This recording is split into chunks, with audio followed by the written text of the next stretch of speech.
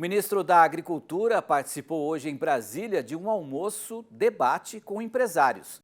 Carlos Fávaro apresentou um balanço sobre os 500 dias de governo e os cenários para o agronegócio brasileiro. As oportunidades para o agronegócio, mesmo diante das dificuldades para o setor, como o impacto das mudanças climáticas e a tragédia do Rio Grande do Sul, deram o tom da palestra do ministro Carlos Fávaro aos empresários e políticos em Brasília. O ministro destacou as relações comerciais como a principal ação para o agro nos 500 dias de governo. São 123 novos mercados abertos em 51 países que não tínhamos relações da agropecuária com esses países. Isso fez com que, apesar dos preços achatados, o resultado da balança comercial brasileira foi recorde absoluto e o agro foi o que mais puxou essa balança comercial. Então, vejo que em termos nominais, os valores foram muito maiores do que 2022 e já o primeiro quadrimestre também vem crescendo, independente dos preços dos commodities. Fávaro destacou ainda a expectativa do governo brasileiro de novas negociações com a China, que é o principal parceiro comercial do Brasil. No dia 1º de junho, uma comitiva do governo liderada pelo vice-presidente Geraldo Alckmin deverá desembarcar na China com uma parada na Arábia Saudita. Está na pauta de abertura de mercados uva fresca, está pronto o processo, a expectativa é que a gente consiga formalizar isso, noz pecan, sorgo, gergelim, ampliar bastante os mercados, é uma grande oportunidade. O Brasil vivendo um bom momento da relação diplomática, isso se reverte em oportunidades para os brasileiros. Diante do impacto das mudanças climáticas, o ministro destacou a diversificação da produção de alimentos nos estados. Essa e outras iniciativas do governo serão lançadas no novo Plano Safra. Primeiro, a ampliação significativa de recursos do seguro rural. Não dá para conviver com intempéries climáticos dessas magnitudes sem ampliar recursos para seguro rural. Segundo, a diversificação da produção brasileira. Não é em detrimento de A ou B, mas nós já estávamos no plano, antes mesmo dessa tragédia no Rio Grande do Sul, de lançarmos os contratos de opções para diversificar e estimular a produção de 5 produtos básicos da alimentação brasileira: arroz, feijão, milho, trigo e mandioca. Para o presidente do grupo de líderes empresariais em Brasília, o debate é importante. Segundo Paulo Otávio, a produção agrícola vem crescendo no Distrito Federal com cultivos diversificados e o uso de novas tecnologias. Hoje nós temos plantio de soja, de trigo, de milho, de algodão, mostra a força do Cerrado. O Cerrado hoje é o grande milagre do Brasil, onde negócios são gerados, a economia aquecendo e as perspectivas de investimento são cada vez maiores. Mostra a força do produtor rural de Brasília, das pessoas que querem investir. E eu tenho certeza que vamos avançar muito, temos muito ainda a fazer. E o que eu aprendi nos últimos tempos, que a tecnologia é que tem sido importante nesse grande avanço do agronegócio. Então vamos à análise desses 500 dias de governo, né? E para isso a gente convocou o analista político da BMJ Consultores Associados, o Nicolas Borges, que está lá em Brasília. Vamos dividir em duas partes, Nicolas, se você me permite.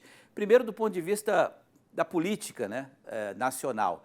Como é que você analisa esses 500 dias da relação do Executivo com o Congresso Nacional, hein? Foram mais avanços ou retroagimos, hein? Boa noite, Nicolas. Boa noite, Petrin. Boa noite, nossos espectadores.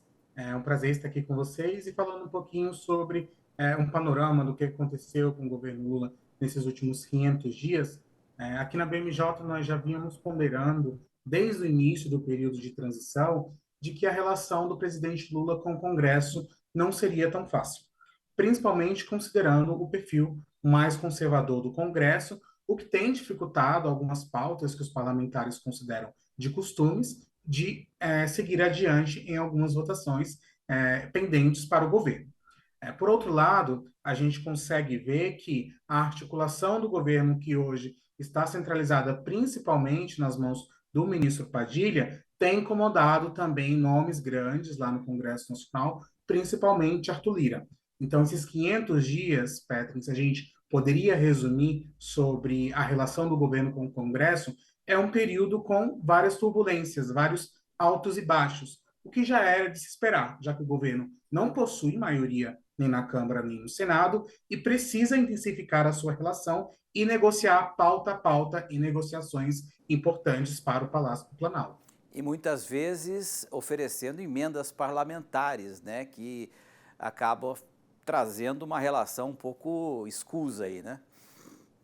Exatamente, Petri. E uma das coisas que vale a pena a gente mencionar sobre isso é que, desde 2022, né, o STF tinha julgado a questão sobre a inconstitucionalidade do orçamento secreto. Então, o governo ele reorganizou um dos principais mecanismos que o ex-presidente Jair Bolsonaro tinha de relação com o Congresso, mas, ao mesmo tempo, mesmo mantendo, entre aspas, esses mesmos dispositivos de repasse, mesmo assim, o presidente Lula não foi capaz de garantir a aprovação de todas as medidas e tem colecionado algumas derrotas nos últimos meses. E no caso do agro, a gente viu aí o ministro Fávaro enaltecendo a questão do aumento do mercado internacional, né? Como é que você vê? A gente também viu pontos negativos, como, por exemplo, invasões de terra, esse episódio do arroz também, que criou muita polêmica lá no Rio Grande do Sul.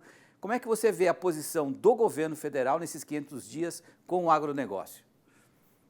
Perfeito, Petri. Se eu pudesse resumir, eu acho que eu tomaria uma frase que o ministro Fávaro também deu há algum tempo atrás, de que foi uma relação, entre aspas, pragmática, mas não foi uma relação moldada por paixões totais.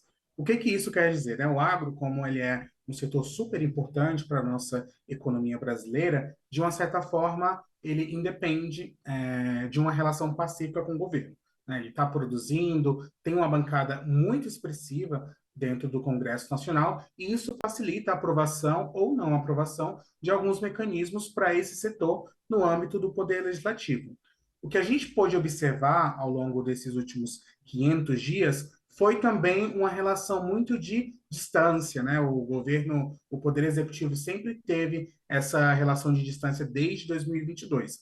No início desse ano, de 2024, o Lula ele tentou reconstruir pontes com o setor do agronegócio, realizando reuniões informais na sede do governo, que fica aqui próximo, não o Palácio do Buriti, mas um outro palácio que fica próximo aqui à esplanada dos ministérios também. Então, o governo vinha realizando uma série de reuniões informais para se aproximar do agro, colocou o ministro Carlos Fávaro na frente das negociações e articulação com o setor, e também o Lula tem puxado a orelha de vários ministros chaves para que eles possam dar, entre aspas, as boas novas do governo para toda a população. E é exatamente isso que a gente viu no discurso do Carlos Fávaro. Né? Então, a tendência é de que o governo ele ainda mantenha essa relação pragmática, até porque a satisfação do agro, a importância do agro para o negócio e todos esses impactos que a gente estava falando sobre mudanças climáticas, a crise do Rio Grande do Sul, que tem um impacto direto no agronegócio brasileiro, também podem ter impactos na economia que, consequentemente, vão trazer melhoras ou pioras na popularidade do presidente Lula. Ok, eu quero agradecer ao Nicolas Borges, né, que é consultor da BMJ Consultores Associados. Obrigado, Nicolas, pela sua análise aqui. Até uma próxima. Boa noite.